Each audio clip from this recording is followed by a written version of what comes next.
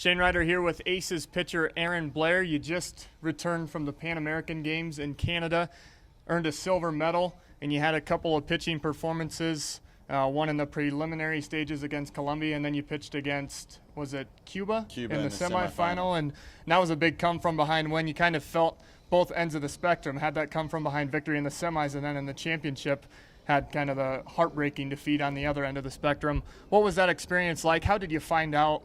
And what was your reaction when you were selected to play for Team US? Well, I found out when I was in Mobile about a month before. They had called me. They had talked to Mike Bell, and Mike Bell cleared me to go. So, I thought it was a great opportunity for me to represent my country and also represent the Diamondbacks at the same time.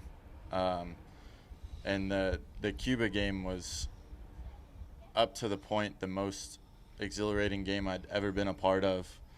We were down by 5 runs going into the 7th inning, and we just kept fighting, kept going, ended up tying it up, and then we had a walk-off hit in the 9th inning, and then the championship game, we were beating Canada in the 10th inning, and we tried a back pick to first base, and they ended up scoring 3 runs to win the game, and the word heartbroken doesn't begin to explain what everybody was feeling.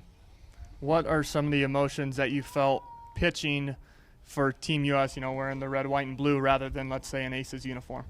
It was a lot different, here you're playing in, professional ballparks, the fans, there it was, the fields were a lot different. The crowds weren't, as big or as rowdy. It had its ups and downs, but, I was just thankful to have the opportunity. Was your adrenaline similar going into the start? Let's say like you just pitched against Vegas Friday night. Did you feel the same, or was it a lot different? No, I mean, it's the same when it comes down to it. It's baseball, it's your team against the other team and try to score more runs. So, the feeling wasn't different, but the outcome had a lot bigger. More meaning. Yeah, maybe? More meaning to it. Yeah.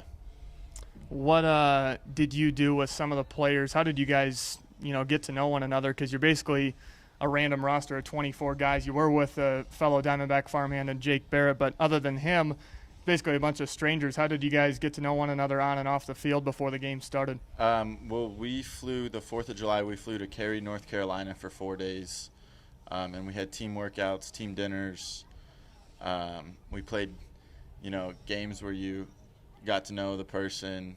You had to talk about the other person who you were rooming with, and my roommate actually was a childhood friend of mine. We played Little League together. I've known him for 15 years, so talking about him was pretty easy for me. You're a Vegas kid, where a couple of pretty prominent major leaguers have grown up in Bryce Harper and Chris Bryant. What is it about Vegas that keeps producing stars? There's something in the water down there? I'm not sure. I grew up with Chris. I played Little League with Chris, played against him in high school. His brother actually went to high school with me. I've never really played against Bryce, but, all growing up, it was always, what team is Bryce Harper playing for this week? When he got his GED and went to a community college for a year, people really started to realize that, he was the real deal. There are a lot of scouts at the high school games down there? There were, and we also had guys like Joey Gallo was there, Nick Kingham with the Pirates. There's a lot of pro ball players that came from Vegas, so it was always competitive and it was always fun growing up. You had a good high school career, but you didn't get many looks for college, and you actually had to go all the way to Marshall University in Huntington, West Virginia. That's over 2,000 miles away from Vegas. Yeah. How did they come across you, and what persuaded you to travel east? I went to Jupiter, Florida my senior year of high school, and they saw me throw in a tournament, and then I went on my visit, and, I really liked it. The guy I stayed with was actually John Farrell's son, and he was telling me everything about the school and, if big league pitching coach at the time can send his son there, it couldn't have been a bad area or a bad school to go to. And in high school, I was a late bloomer. I didn't grow till my junior year, and teams just weren't on me. Small scholarships, and Marshall just had the best fit for me. You were drafted 36th overall by the Diamondbacks in 2013. You've really accelerated through their system. You were at low A South Bend last year. I actually saw you in the Midwest League when I was in Clinton. But now you're here in AAA and you're one step away from the big leagues. What goals did you set when you were drafted, and do you feel like you've accomplished a lot of those? The main goal is always, for everybody is to make it to the big leagues. But for my progress so far, I can't complain. I've had tons of support on and off the field, from family to pitching coaches, head coaches. I've just been able to get on the mound and get outs, and that's what my job is. Being from Nevada, have you had a lot of family and friends here, at least in Reno, to see a pitch?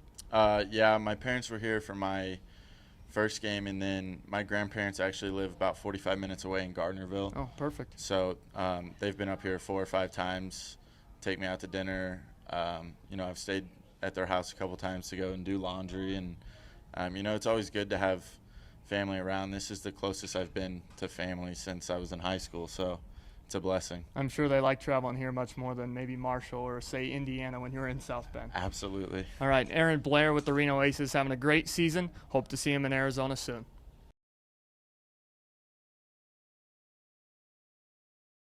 We're going to do a this or that. I'm going to give you one option or the other. You're going to choose your favorite one. You ready? Yep. All right, let's start.